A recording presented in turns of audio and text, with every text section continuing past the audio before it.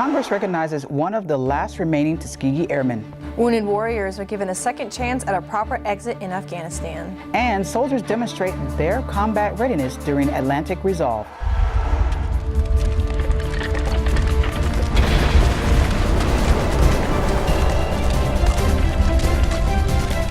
Welcome to this week's Marne Report. I'm Keelan Kenny. And I'm Sergeant First Class Stephanie Wyman with the 188th Infantry Brigade Public Affairs.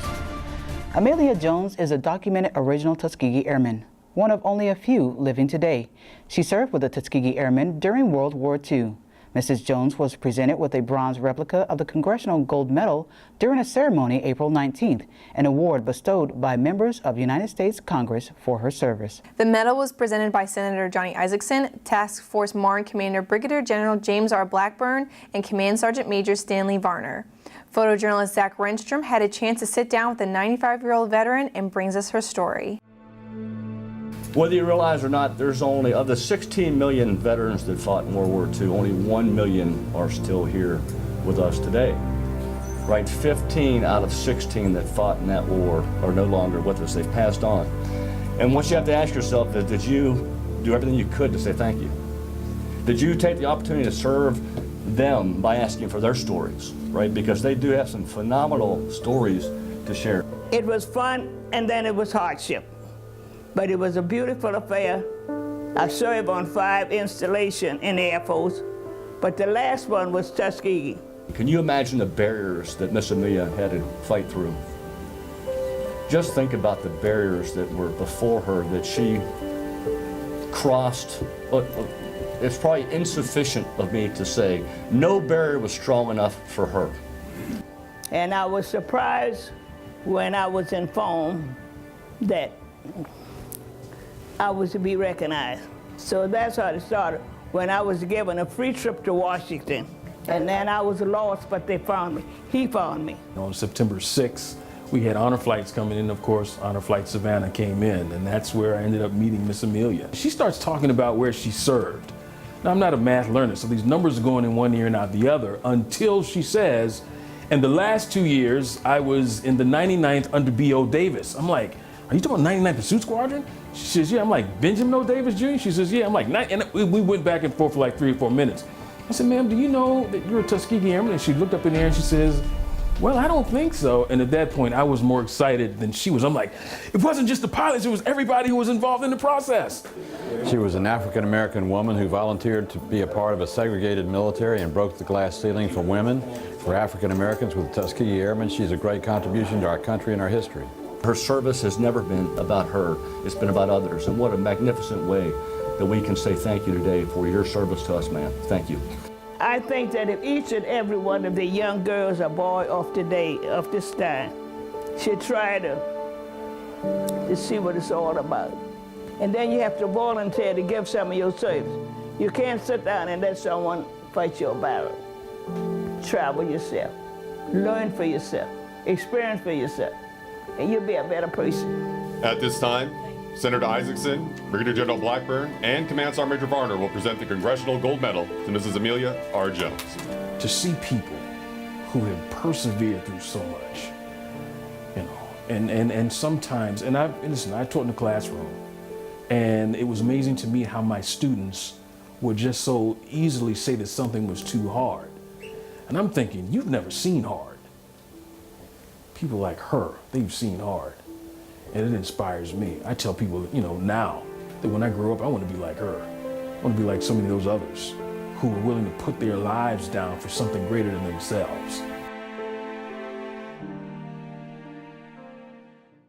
A hero's cordon surrounded the U.S. Forces Afghanistan compound in Bagram Airfield, Afghanistan, to welcome 5 wounded warriors back to Afghanistan so they could depart the country on their own terms. Sergeant First Class David Wheeler has more. Good morning. Hey, thanks. My name's Steve Martin. I came through here on September 24, 2008. Probably like most of us, worst day of my life, but I made it out thanks to the people that were here. Operation Proper Exit Started is an initiative of the Troops First Foundation, which is a nonprofit group offering assistance to wounded service members. The program is aimed at giving closure to wounded veterans who can benefit from returning to Afghanistan. And before we left Iraq, the program is also alive in Iraq. This trip for me kind of came to a head today. They took us to Craig Medical Center and they showed me the bed that I stayed in. And that kind of came full circle for me, that I wasn't awake, but somebody was watching over me. And that kind of goes with saying with our buddies to our left and our right. You may not always be aware, but somebody's always got your back. And that's how we do it in the American military.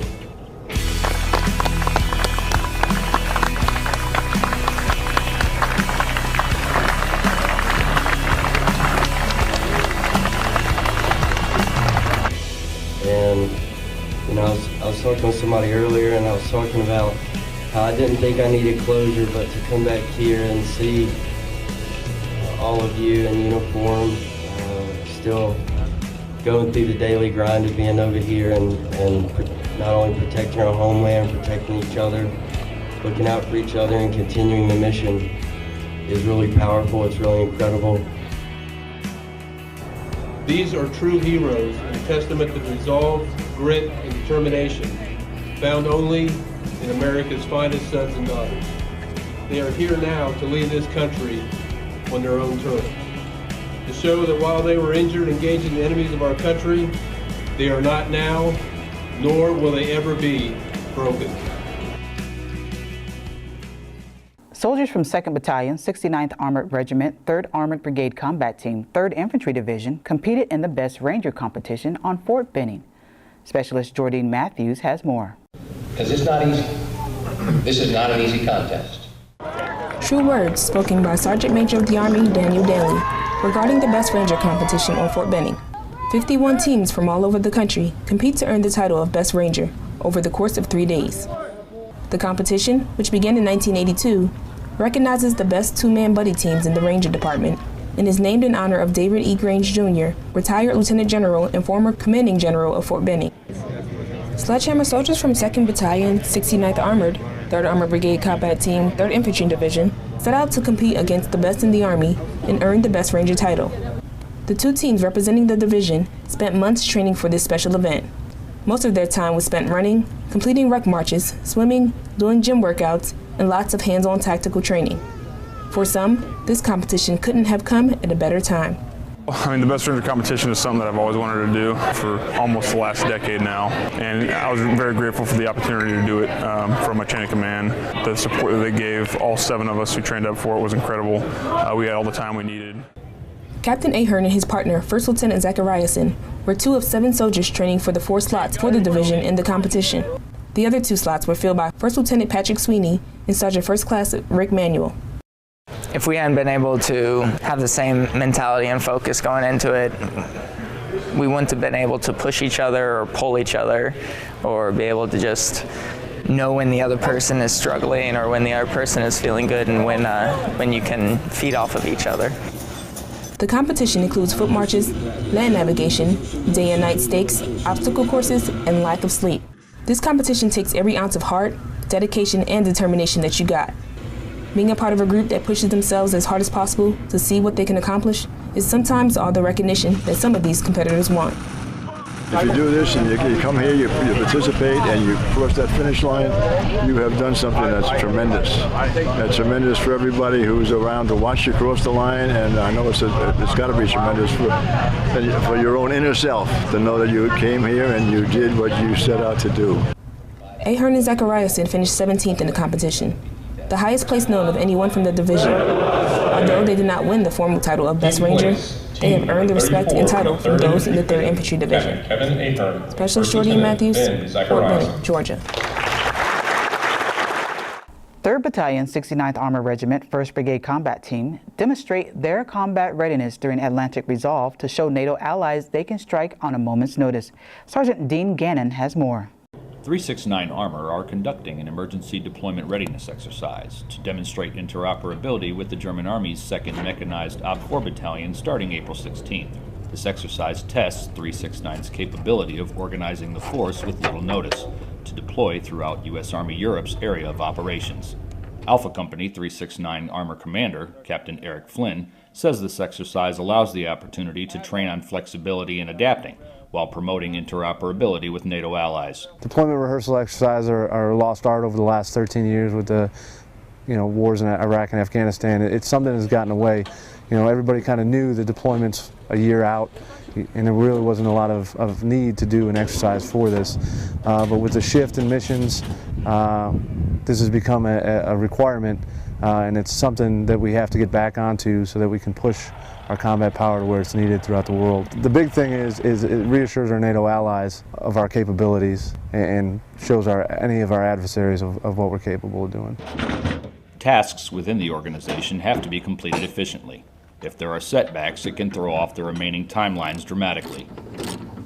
369 Armor rapidly recalled personnel and inspected equipment in order to meet the training needs for their participation in attack and barrier operations during Freedom Shock Letzlingen at the German Combat Training Center. We were like a day ahead of schedule, so we actually had to cut down on it, and they gave us pretty much a day to do whatever in between, and then we went back on it the next day because we got it ready so fast. A 369 Armor mechanized company will integrate with one company of German land forces. This will mark the first time American forces have trained in Letzlingen in over 30 years. It'll be a good experience. I mean, I've never worked with any foreign nation whatsoever, so it's definitely a new thing for me. The men of the company are motivated for this. This is a great training opportunity. They're really looking forward to it, and especially the work with the multinationals and our NATO partners and allies. It's going to be a great event. Reporting from Grafenwehr, Germany, I'm Army Sergeant Dean Gannon. Command Sergeant Major Christopher Gilpin, U.S. Forces Afghanistan Support, Senior Enlisted Leader, explains the importance of testing the base defense and emergency response systems. Sergeant First Class David Wheeler has more. Well, today we conducted a BAF-wide rehearsal in terms of the base defense, where we practice scenarios where we anticipate if there is an attack that our soldiers would respond to such attack to ensure that the first time that we execute such a scenario is not when it actually is a real threat. Skills, just like any kind of training what we do back in the home station, over time deteriorates, so we got to make sure we refine our training or tactics SOPs so that we maintain our sense of awareness or level of execution. We try to do these exercises at least once a quarter, and not the same scenarios, but different places and different type scenarios, so we continue to rehearse and improve on our last exercise, build on that exercise so we get better and better to a higher level of proficiency. The safety of the community is important to Team Stewart. From April 12th to the 19th, there are 4 DUIs and 3rd ID. This April, help reduce the number of DUIs in the 3rd Infantry Division. We can all do better looking out for our fellow soldiers. Have some Marne pride. Don't drink and drive. Coming up on the Marne Report, can you guess how much the tax center saves soldiers in refunds? We'll tell you the answer after the break.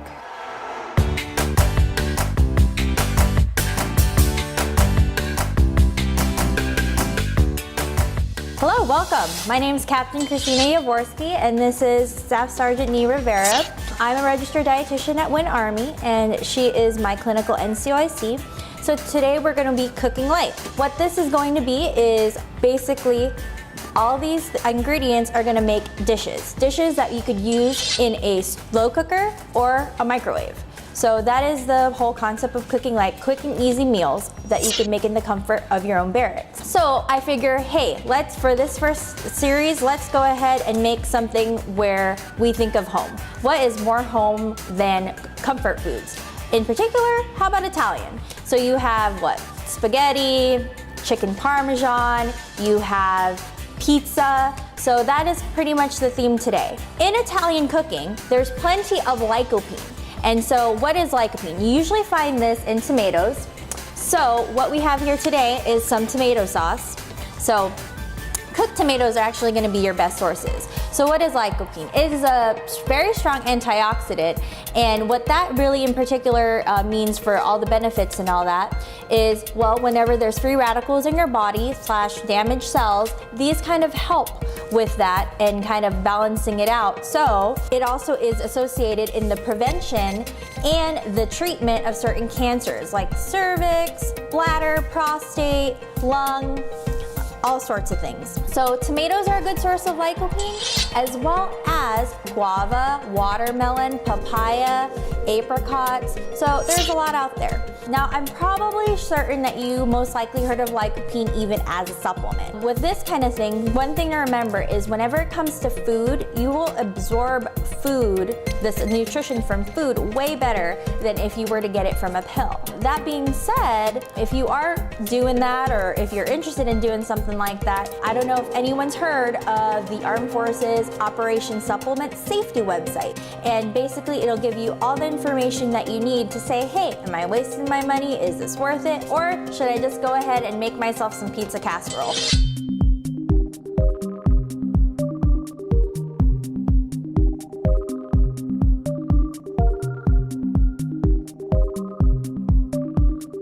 Which is what we're gonna be doing today. First, we have here some ground beef. What we're gonna do with this ground beef is cook it in the microwave for about 2 minutes in this casserole dish. Just make sure that it's microwave safe, okay? So in here, it goes 2 minutes on high.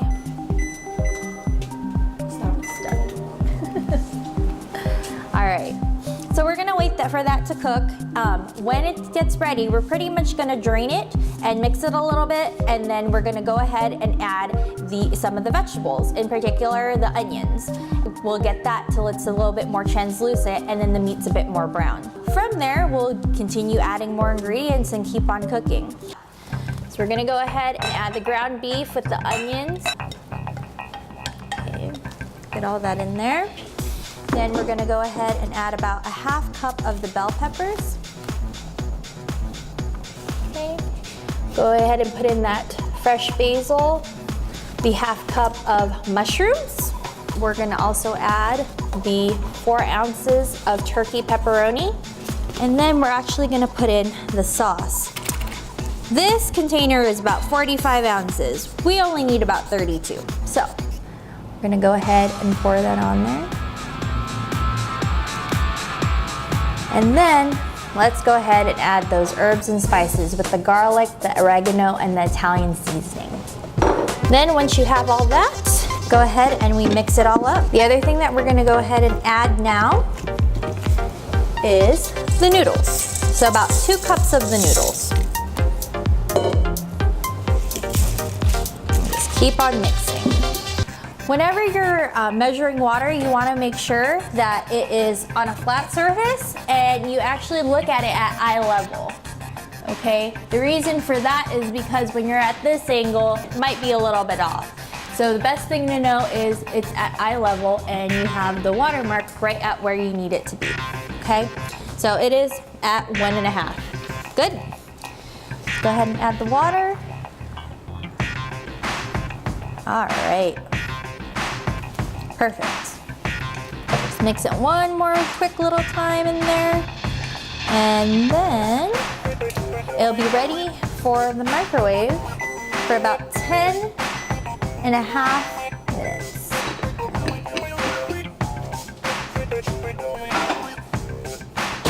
So the pizza casserole has been in for about 10.5 minutes. Now we're gonna top it with about 3/4 cup of mozzarella cheese.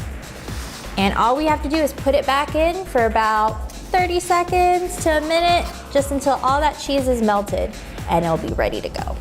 Hi, Private Johnston. Hi, we would love your help to come ahead and taste our pizza casserole. Let me go scoop you some of this pizza casserole here. The noodles are nice and soft, the whole grain noodles. Go ahead.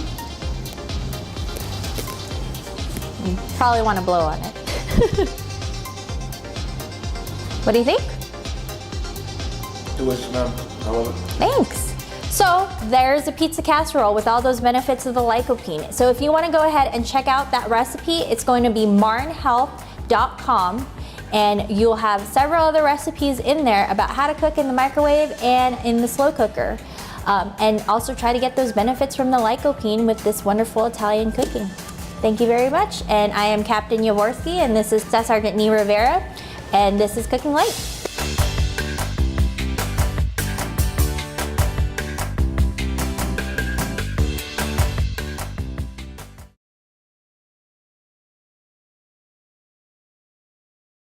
Welcome back to the Marne Report. Are you looking for some fun things to do with your family? Then let's check in with Molly Cook, who's here to give us a look at an upcoming event. Hi, I'm Molly Cook, and this is your MWR Minute. Can you bend it like Bowman? Come find out at the inaugural Garrison Commanders Foot Golf Scramble at Hunter Golf Course on Friday, May 8th at 9 a.m. So what exactly is foot golf?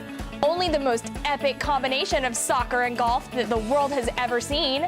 With rules that are very similar to a regular golf game, this is a sport you don't want to miss. Hunter Golf Course is home to 18 holes of foot golf that are currently adjacent to the first 9 regulation golf holes.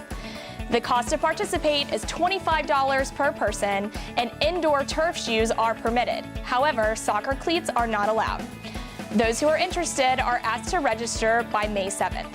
For more information or to register, please call 912-315-9115. To learn more about our upcoming MWR events, visit us online at www.stewartmwr.com or www.huntermwr.com. FMWR, we're your complete destination for families, fun, and fitness.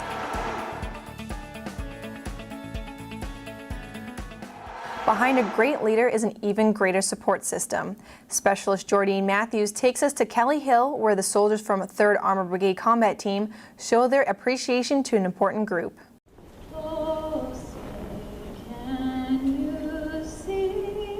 Spouses and other volunteers that support 3rd Armored Brigade Combat Team, 3rd Infantry Division, receive recognition for their dedication to the Sledgehammer soldiers during a volunteer award ceremony at the Kelly Hill Recreation Center on Fort Benning. The job overall is mostly a thankless job. It's important because volunteers don't speak up and tell you about all the things that they've done. They're very humble usually, so it's nice for others to recognize them. The hard work and timeless effort put forth by these volunteers allows soldiers to continue on with their mission, knowing the little things are being looked after. I think it's important that people see that they're cared about. It's important to show them that you're thinking of them. It's the little human touches here and there. The ceremony serves as a way to show volunteers that they aren't taken for granted and that they are appreciated. They really have done a lot of work inside the community that rarely gets recognized, and so what we want to do is formally recognize them here at this event. In front of their family and friends and the Sledgehammer leadership, these volunteers, mostly soldier family members, display smiles of gratitude, knowing their support helps aid in the daily operations of the brigade. Just like the Chief of Staff of the Army says, the strength of our Army is our soldiers, and the strength of our soldiers are our families. And so that's why it's important that we recognize our volunteers here today. Specialist Jordine Matthews, Fort Benning, Georgia. Tax season is finally over, and here to talk more about the success of the Tax Center this year is Captain Marissa Zader. Welcome. Thank you for having me. So what was the total amount of people that you were able to help prepare taxes for this year? Well, this year we helped over 3,000 clients between Fort Stewart and Hunter Army Airfield. How much were you able to find in returns? Well, we filed almost 6,000 returns, which amounted to nearly $8 million in total refunds between state refunds and federal refunds. Wow, that's incredible. Yeah, it's a big number. And was there any unexpected totals or outcomes for the Tax Center? Probably the most unexpected thing was the best surprise of all. We saved our clients over $1 million in tax preparation fees, so we felt pretty good about that. That's great. Congratulations. Thank you. Thank you. And is there anything people should know about their taxes for the rest of the year? Well, for the rest of the year, we do offer some sort of help. The Tax Center will officially close on the 30th of April, so ideally people should come in before then to get their taxes done. However, there will be very limited services available through legal assistance. Again, if you're going to file your taxes after April 30th, chances are it's going to take a lot longer because we have extremely limited staff, but it's still possible. So you should go to legal assistance if you have any questions. Great. Well, thank you so much for stopping by. Thank you so much for having me again. In conjunction with Sexual Assault Awareness and Prevention Month, the Bagram Advocacy Resource Center hosted a community-wide self-defense course. Sergeant First Class David Wheeler has more. In conjunction with Sexual Assault Awareness and Prevention Month, Bagram Airfield community members gathered for a beginner self-defense course. We're offering the opportunity for people who want to learn basic grapple techniques to break free in the event of a situation where they find themselves being grabbed unexpectedly or in a violent way.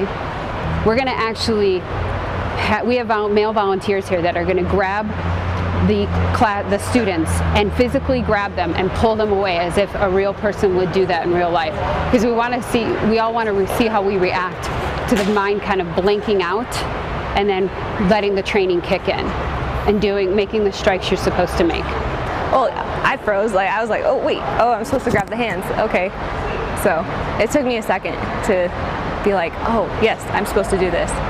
Regardless of the size of the participant, classes like these offer something for everyone. No matter how macho you think you are, there's somebody out there that's bigger and badder. And so just having these skills will allow you to better defend yourself, put myself in a better position so that I don't become a victim. You may find yourself in that dangerous situation. That is not your fault. It would never be your fault for being there. What the best you can do is fight the best you can and do what you can to get away from the situation. That's all we're training them what to do. Reporting from Bagram Airfield, Sergeant First Class David Wheeler, U.S. Forces Afghanistan Public Affairs. To find out what's happening across Fort Stewart, Hunter Army Airfield, and Kelly Hill, we turn to the Frontline newspaper. Let's check in with Martha Jackson for this week's news.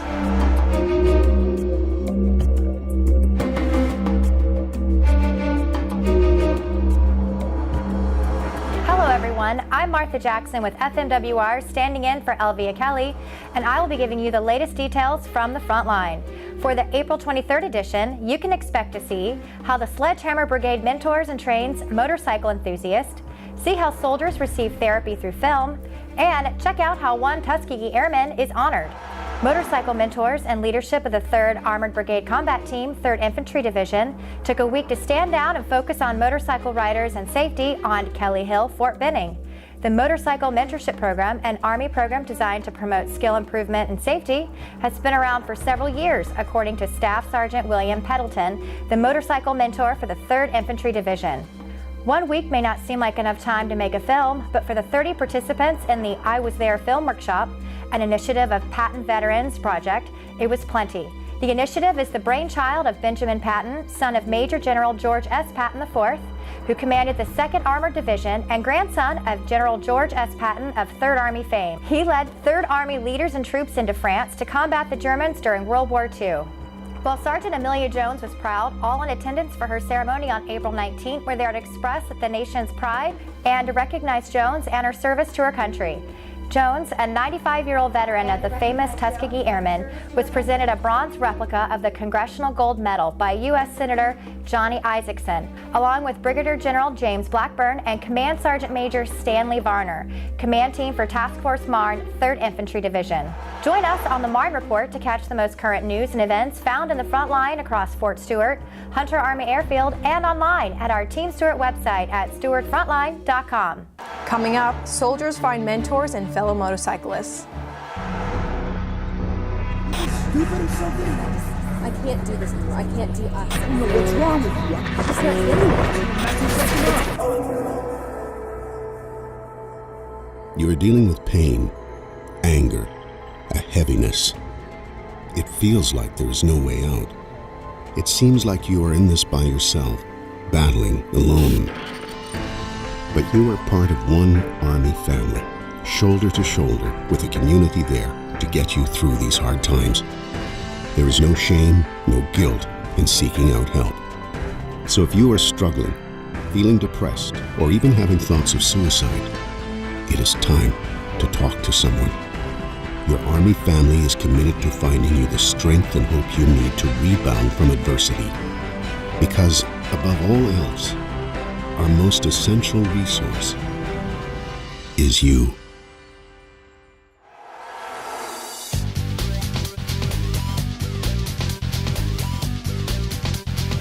Welcome back. In this week's Task Force Fitness, taking a ride alone can be relaxing, but riding together with a group of friends makes the experience all the more enjoyable. Mentoring is part of the Army, and Specialist Jordine Matthews shows us how 3rd Infantry Division soldiers carry out that concept in their leisure time. Sledgehammer soldiers from 3rd Armored Brigade Combat Team, 3rd Infantry Division, came together to share a similar passion, their love for riding. Before strapping up their helmets and starting up their bikes, they completed a week-long training program to help them become more engaged in motorcycle safety. Making a trip over from Fort Stewart, the Division Motorcycle Mentor shared interesting facts and tips with the brigade mentors that they can share with their soldiers. The Motorcycle Mentorship Program is something that the Army has put together that helps train and teach soldiers and mentor soldiers on proper riding skills and not only just how to be safe in general, but try to increase their motorcycle riding skills. One of the most important tips Sergeant Pendleton gives is to be visible.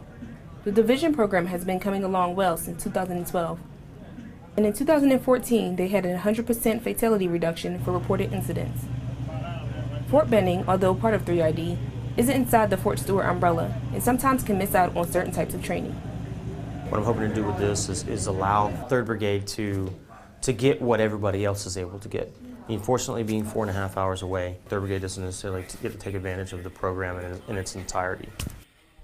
The program steps outside of the normal rank structure and allows all soldiers to come together and get involved, which allows for the camaraderie to be tighter. Specialist Jordan Matthews, Fort Benning, Georgia. That's all for this week's Marne Report. You can watch the Marne Report in the morning at 5, 5:30, and 8 and 8:30, noon in the evening at 5 and 5:30, 9 and 11. Or, as always, check us out on the web at stewart.army.mil and subscribe to the 3rd ID YouTube channel so you never miss an episode. Have a great week. Rock up the Marne.